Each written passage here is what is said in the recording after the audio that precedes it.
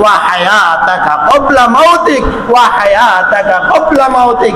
উম্মত উম্মত, তোমার মৃত্যু আসার আগে হায়াতের যে সময়টা, দুইটা চোখ যতদিন পর্যন্ত তোমার খোলা আছে, দুইটা চোখ যতদিন পর্যন্ত তোমার বন্ধ হবে না, এই হায়াতের সময়টাকে খুবই গুরুত্ব মনে করো, গনিমত মনে করো।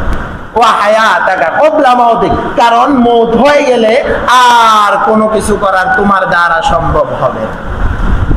এই জন্য আল্লাহ রাসূল হাদিসের মাঝে বলেন যে চালাককে, বিচক্ষণকে, চতুরকে আল্লাহ রাসূল বলেন, আমাদের সমাজের চালাক আমরা কাদেরকে মনে করি?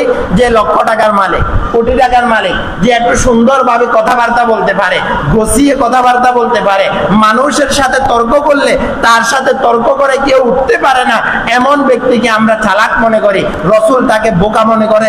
রাসূল বলে না না না, রাসূল বলে চালাক তো ওই ব্যক্তি, আল কাইয়িসু মান দানা নাফসা ওয়া আমিলা লিমা বাদাল মাউত। রাসূল বলে চালাক তো ওই ব্যক্তি যে মৃত্যুর আগে মৃত্যুকে নিয়ে একটু চিন্তা ফিকির করে, মৃত্যুর আগে মৃত্যুকে নিয়ে একটু কল্পনা জল্পনা করে।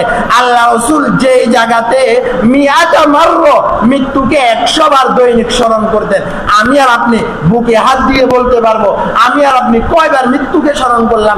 এমনও তো আল্লাহর বান্দা আছে কবরের পাশ দিয়া যায়, প্রতিদিন কবরের পাশ দিয়া যায়, আমার চাচা, আমার জেঠা, আমার বড় ভাই, আমার মা, আমার বাবা কবর থেকে বারবার ডাক দিয়ে বলতেছে, এরে ছেলে, আমিও তো একটা সময় এই রাস্তা দিয়ে গিয়েছি, আমিও তো এই রাস্তা দিয়ে চলাফেরা করছি, আজকে এই কবরে তোমরা আমাকে প্যাকেট করছো, এখান থেকে আমি ওঠার সুযোগ নেই।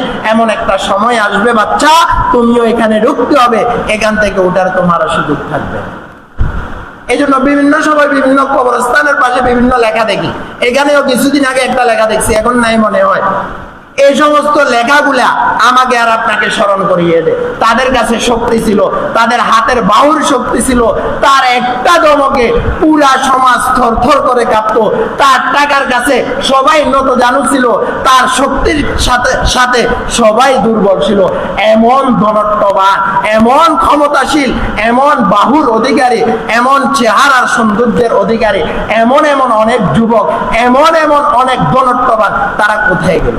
আজকে তাদেরকে দেখি না কেন? ওয়া হায়াতাকা ক্বাবলা মাউতিক, রাসূলের সর্বশেষ 5 নম্বর নসিহত হচ্ছে ওয়া হায়াতাকা ক্বাবলা মাউতিক। সব কিছুর একটাই শেষ ঠিকানা, সেটা হচ্ছে আমি আর আপনি মৃত্যুবরণ করতেই হবে। সেটা হচ্ছে আমি আর আপনি কি করতে হবে ভাই? মৃত্যুবরণ করতে হবে।